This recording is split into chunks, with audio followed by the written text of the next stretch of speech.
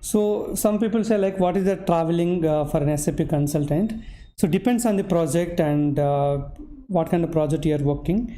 So if you, when you try for any abroad or anything, and even few projects also, you can ask that one, what is the travel percentage. So most of the companies, they mention in the job description, it needs 10% travel, or 20% travel, 30% travel, or 50% travel, they mention. If you are keen, you can also ask for that, because after marriage, after kids, if you can ask them like, what is the travel percentage. If it is 10%, 20%, you can easily accept it. It's really enjoyable, because I'm on the 10% to 20% category. Leave about the 2 years during COVID time, no one has traveled anywhere, but 10%, 20% is really enjoyable as an SAP consultant. You can travel different places and you can meet people and you can explore places. 10-20% is good. You can take family also for certain kind of business trips, and you can also travel and explore it. If it is 30% or 50%, you need to question yourself whether you are a single, okay, so you are flexible to travel, then you can accept it. Or if you, although you are single, still you have some other concerns to travel, then you can mention that one.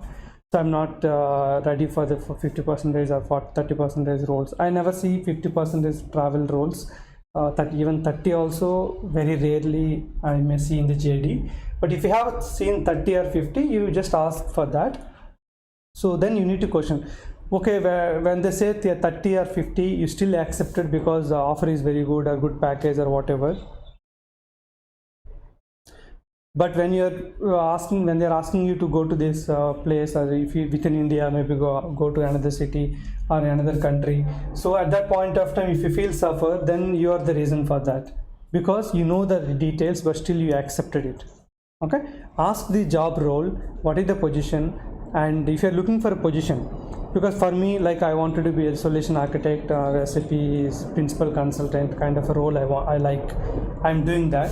So I don't want any position of project management or lead kind of a roles. I'm not looking into that. So I'm okay for that. But if someone wants to do such kind of a roles, you need to ask that one. I'm looking for a project management role only. I'm looking for a lead but not working as a consultant. You have to express, you have to tell your details. If they still say yes or no, if they still say yes, then later any changes, then you can at least you can argue, or you can at least question them. Okay, leave about argument. You can question to them. Okay. So the traveling wise, if you are working in any implementation project, and there are different type of implementations. For example, few companies will travel only for blueprint and UAT, cutover and go live. So like that will be travel there. And in India, if you work for any kind of on-site kind of projects, they will directly take you to that country or a city for 1 year or 6 months. They will allocate the place in that place only. But nowadays, more into work from home, and also the companies are having their own branches in most of the cities. So that someone has to go from Bangalore to Pune for 1 year, 6 months. Those cases may be less, because they can hire a candidate within that location. So if they really want to ask you to relocate, if you are okay, then you can accept in advance. So traveling wise, if you are working in implementation projects, you will have some travel. If you are working in support, more traveling will be very less. Okay. And even if you go India and you are working for any Germany project, mostly they will send you for 1 year or 2 years like that, but not like every month go to Germany and come back. So those cases are very less. That cases can happen if you are going for a senior management role. Once in a while, or you can go to Belgium or Germany just for a meeting of 4 days or 6 days. It can happen. Okay. So traveling within 20%, 10 to 20% is really enjoyable. 0% travel also, again, I saw when I worked in before coming to my current company. I was looking for at least one visit to a country, but I never got it. It's like almost 0% travel. So 0% is also not good. 10 to 20% is really manageable and enjoyable. If it is 30, 50, that vary between your personal conditions.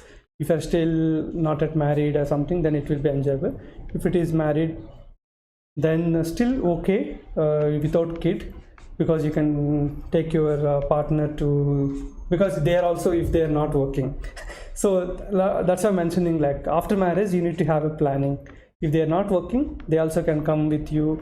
They can also explore the countries. If they are working, then you will have a compression because they cannot take a leave. So you need to plan properly. If you have a kid, then it will be too much challenging. Small kids, some little bit okay. But if they are a growing kid of 8 years, 7 years, 9 years, their schools will be impacted. So we cannot say generic way. I like 10 to 20% because of my conditions. My wife is not working and has small kid. So sometimes if I go also, we used to go and visit, or 4-5 days I can go and come. So those things. But if you both are working, that's not possible. So you have to go check based on your condition. So you have to accept it. After accepting, you should not regret it.